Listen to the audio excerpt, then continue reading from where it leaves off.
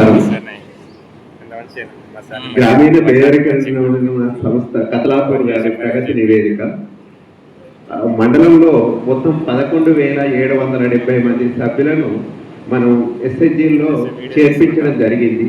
968 స్వశక్తి సంఘాలను ఏర్పాటు చేయడం జరిగింది. ఈ 968 సంఘాలను 33 గ్రామైక్య సంఘాలుగా ఏర్పాటు చేయడం జరిగింది.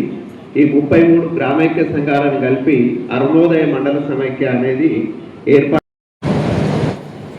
మొత్తం 19 గ్రామాలలో బొమ్మనకి 639 మంజూరైనాయి.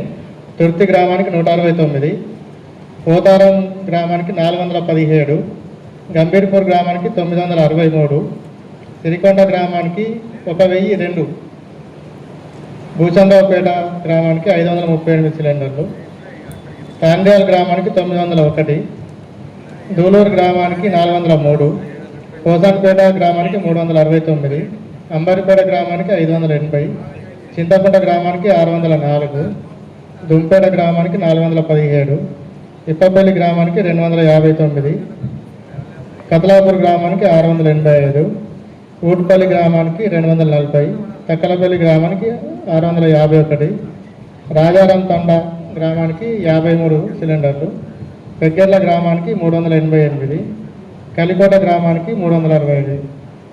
మొత్తం మండలానికి 9,643 మహాలక్ష్మి సిలిండర్లు మంజూరైనాయి. Thank you sir. అందులో 6 ప్రోగ్రెస్లో ఉన్నాయి.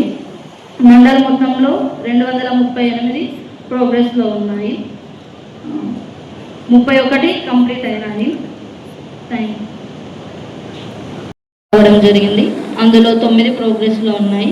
పోసానిపేటకి 27 శాంక్షన్ కావడం జరిగింది. అందులో 24 ప్రోగ్రెస్లో ఉన్నాయి. 10 ప్రోగ్రెస్లో ఉన్నాయి. రాజారాం తాండాకి 8 శాంక్షన్ కావడం జరిగింది. అందులో 8 ప్రోగ్రెస్లో ఉన్నాయి. సిరికొండకి 26 శాంక్షన్ కావడం జరిగింది. అందులో 22 ప్రోగ్రెస్లో ఉన్నాయి. తక్కలపల్లికి 12 శాంక్షన్ కావడం జరిగింది. అందులో 12 ప్రోగ్రెస్లో ఉన్నాయి. ఊటపల్లికి కోటకి 8 శాంక్షన్ కావడం జరిగింది. అందులో గంభీర్పూర్కి 16 శాంక్షన్ కావడం జరిగింది. మరియు మీడియా మిత్రులు, సర్పంచ్లు అందరికీ నా నమస్కారం. తెలంగాణ ప్రభుత్వం చేపట్టిన 99 రోజుల ప్రజాపాలన ప్రగతి ప్రణాళికలో భాగంగా ప్రాథమిక ఆరోగ్య కేంద్రం కతలాపూర్ ప్రజారోగ్యం పరిరక్షణలో కీలక పాత్ర పోషిస్తుందని, ముఖ్యంగా క్యాన్సర్కి సంబంధించిన మహమ్మారి నుంచి మన ఆడపిల్లలందరినీ కాపాడుకోవడానికి ప్రభుత్వం ప్రవేశపెడుతున్న వ్యాక్సిన్ హెచ్పివి హ్యూమన్ పాపిల్లోమా వైరస్కి సంబంధించిన వ్యాక్సిన్ ఫ్రీగా మన గవర్నమెంట్కి పంపిణీ మేము మా ఉద్యమంలో నిర్వహిస్తున్నాము. అలాగే అధిక రక్తపోటు, బీపీ మరియు డయాబెటీస్, షుగర్ వ్యాధి వంటి దీర్ఘకాలిక వ్యాధులను ప్రాథమిక ఆరోగ్య కేంద్రంలో కతలాపూర్లో మనం అందిస్తున్నాము. ప్రజలందరూ ఆరోగ్య సేవలు సద్వినియోగం చేసుకోవాలని, ఆరోగ్యవంతమైన సమాజాన్ని నిర్మించడంలో మన సహకారం ఉండాలని కోరుకుంటున్నాము. మరియు యాంటీ రేబీస్ వ్యాక్సినేషన్ ప్రతిరోజు పీవీసీలో అందుబాటులో ఉంది. మరియు 10,950 పశువులు. ప్రస్తుతం పిఎంఈజీపీ నుండి 1 లక్ష నుండి 20 లక్షల వరకు లోన్ అందుబాటులో ఉంది. దీనికి 30 నుంచి 35% సబ్సిడీ ఉంది. వేసవిలో తీసుకోవాల్సిన జాగ్రత్తలు ముఖ్యంగా పశువులకి గేదెలను వీలైనంత వరకు నీడ ప్రదేశంలో ఉంచండి. 10 నుంచి 5 గంటల లోపు ఇంటి వద్దనే ఉంచండి. మరియు పశువుల కొట్టం చుట్టూ తడి బట్టను కానీ పశువుల రేకుల షెడ్డు పైన తాటాకులను లాంటివి కప్పడం వల్ల పశువుల కొట్టం చల్లగా ఉంటుంది. ఫ్యాన్లు లేదా స్ప్రింక్లర్స్ వీలైతే ఏర్పాటు చేయండి. మరియు నీటి తొట్టిలు ఎప్పుడు శుభ్రంగా మరియు నీటితో నిండి ఉండేలా చూసుకోవాల్సిందిగా కోరుతున్నాను. తాకే అవకాశం చాలా ఎక్కువగా ఉంటుంది. దీంట్లో భాగంగా తొట్టెలు శుభ్రంగా ఉంచి నీటితో ఎప్పుడు ఉంచవలసిందిగా కోరుతున్నాం. అట్లాగే మనకి నీటి ఎద్దండి ఇప్పుడు ఎల్నినో ఎఫెక్ట్ కూడా వచ్చే అవకాశం ఉందని తెలుస్తుంది. అంటే వార్తల్లో చూస్తున్నాం కాబట్టి మనకి పశుగ్రాస కొరత కూడా ఏర్పడే అవకాశం ఉంది. దానిలో భాగంగా మనకి గవర్నమెంట్ తక్కువ నీటితో పెరిగే పశుగ్రాస విత్తనాలను కూడా సబ్సిడీపై సప్లై చేస్తుంది కాబట్టి పశువుల పశువుల దేశాల్లో మీకు అందరికీ అందుబాటులో ఉన్నాయి, సబ్సిడీపై ఇవ్వడం జరుగుతుంది కాబట్టి రైతులందరికీ వినియోగించుకోవాల్సిందిగా కోరుతున్నాము. Thank you. పెట్టుకోవడం నా రోడ్డు మీద కనబడేటప్పుడు మేము చెక్ చేసేటప్పుడు కూడా వీళ్ళు ఏంద్రా వీళ్ళకి ఏం పనిలేరా అన్న ఫీలింగ్లో మనం ఉంటారు మీరు జనాలు. సీట్ బెల్ట్ పెట్టుకోవడం, హెల్మెట్ పెట్టుకోవడం అనేది మా గురించి కాదు, మేము ఏదో ఫైన్ వేస్తామని కాదు, మాకేదో టార్గెట్ కాదు, అది జనాల కొరకే మేము చెక్ చేయాల్సి వస్తుంది. అదేవిధంగా ఇన్సూరెన్స్ కావచ్చు, జనాలకి ఏ బైక్ కూడా ఇన్సూరెన్స్ ఉండదు. ఇన్సూరెన్స్ ఉంటే ఏం జరుగుతుందంటే ఎప్పుడైనా యాక్సిడెంట్ జరిగినా ఏం జరిగినా మనకు ఏమైనా కేసు ఎట్లాంటివి ఏం జరిగినా కూడా ఎల్ఐసి పాలసీలు కావచ్చు, మీ దగ్గర ఉన్న ఏమైనా బెనిఫిట్స్ రావడానికి ఇన్సూరెన్స్ ఉంటే, డ్రైవింగ్ లైసెన్స్ ఉంటే వస్తాయి. అది కూడా మనకు జరిగినప్పుడు ఆ బాధ అనేది తెలుస్తుంది. పోలీస్ స్టేషన్కి వస్తారు, వాళ్ళు వచ్చిన తర్వాత ఎఫ్ఐఆర్ కాపో లేకపోతే ఇంకేమైనా ఇది ఉన్నప్పుడు అడిగినప్పుడు ఏమైందంటే వాళ్ళ దగ్గర ఇన్సూరెన్స్లు డ్రైవింగ్ లైసెన్స్లు ఉన్నాయి, ఉండనప్పుడు వాళ్ళకి వచ్చే బెనిఫిట్స్ కూడా రావు వాళ్ళకి. అది మీ కొరకే, అది కూడా అడిగేది. అదేవిధంగా నేను ఇంటికి 2 సార్లు తిరిగి మా గ్రామంలో 150 మంది స్ట్రెంత్ను పెంచిన ప్రైవేట్ స్కూల్కి బంద్ చేయించి. ఆ 150 మందిని వేస్తే ఇప్పుడు అక్కడ మేము 3 టీచర్లు ప్రైవేట్ టీచర్లు పెట్టిన వారి భారం కూడా మా మీద పడుతుంది. ఇప్పుడు సరే పెద్ద పాఠశాల 4 ఎకరాలు ఉంది, దాని చుట్టూ గ్రీన్ నెట్ కట్టిపించినాం. అవి కాకుండా ఇప్పుడు మా ప్రైమరీ స్కూల్లో 150 మంది పిల్లలు ఉన్నారు. ఆ 150 మంది పిల్లలకు 2 క్లాస్ రూమ్లు ఉన్నాయి. మరి అవి కూర్చొని పెట్టాలంటే ఇబ్బంది. క్లాస్ రూమ్లు కూడా సంవత్సరం నుంచి మేము డిఓ ఆఫీస్ కూడా ఇప్పటికీ ఒక 10 సార్లు పోయినా.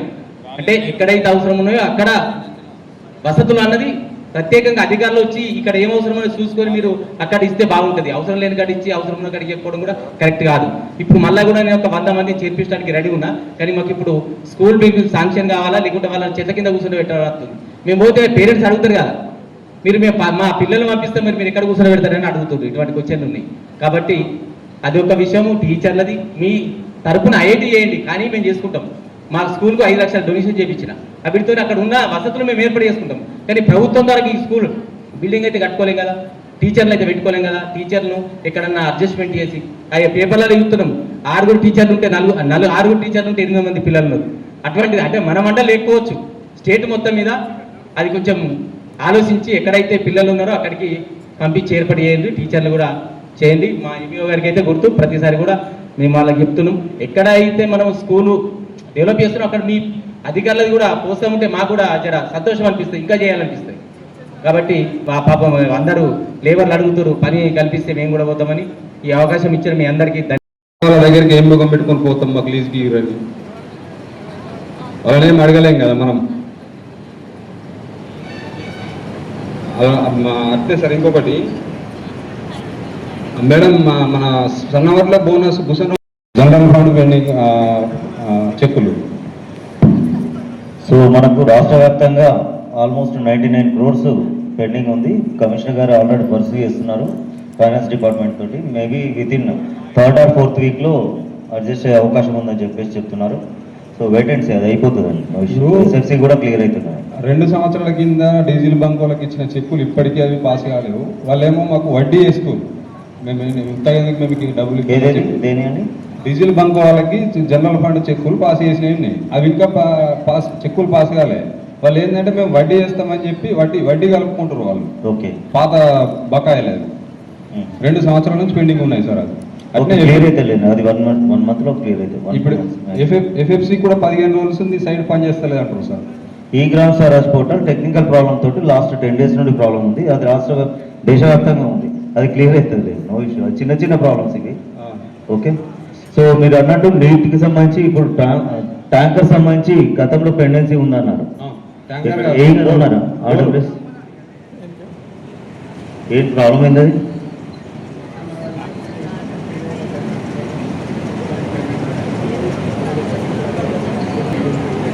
సర్పంచ్ గారు కాలేదు సార్. అంటే బిల్ జనరేట్ చేసారా వీళ్ళు?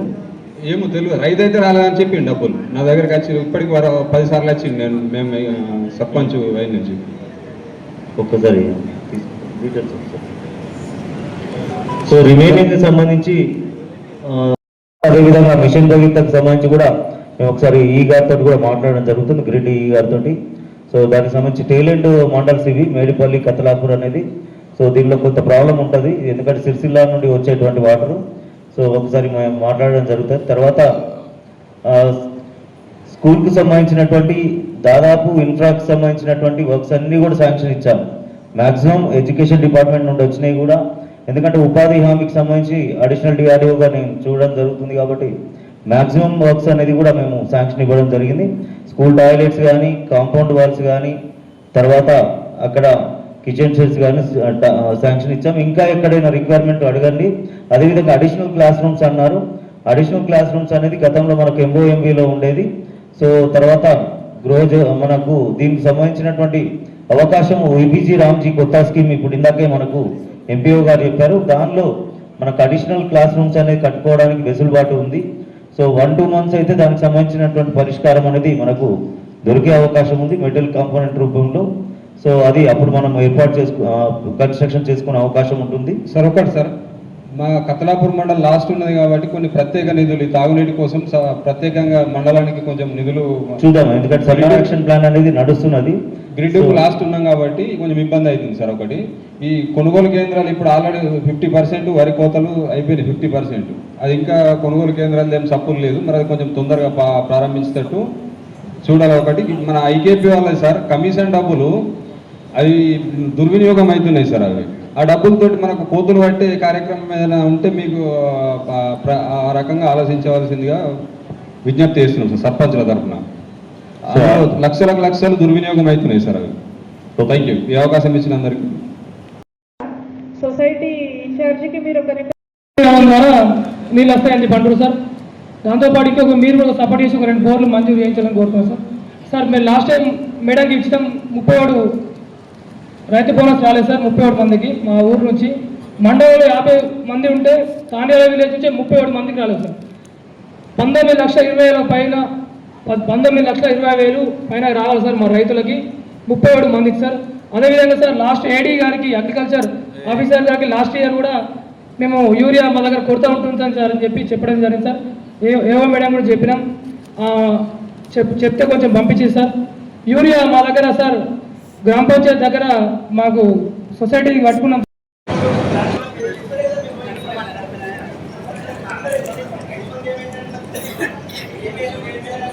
ఎందుకు మీ సెక్రటరీ గారు కూడా తెలుస్తుంది కదా ఎవరెవరు ప్రోగ్రెస్ ఉన్నారు, వాళ్ళే కదా క్యాప్చర్ చేసేది. ఎవరు సార్ గంభీర్పూర్ సెక్రటరీ? సర్పంచ్ గారు తెలియదా ఎవరెవరు ప్రోగ్రెస్ ఉంది ఏమున్నది?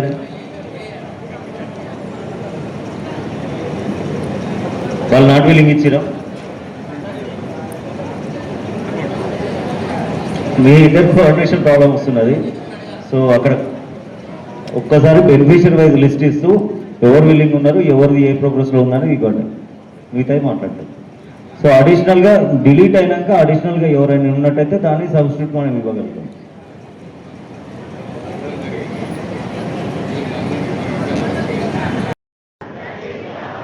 వినియోగాన్ని లభించే చిరుధాన్యాలు, కూరగాయలు మరియు పండ్లను మా కుటుంబ ఆహారంలో భాగం చేస్తాను.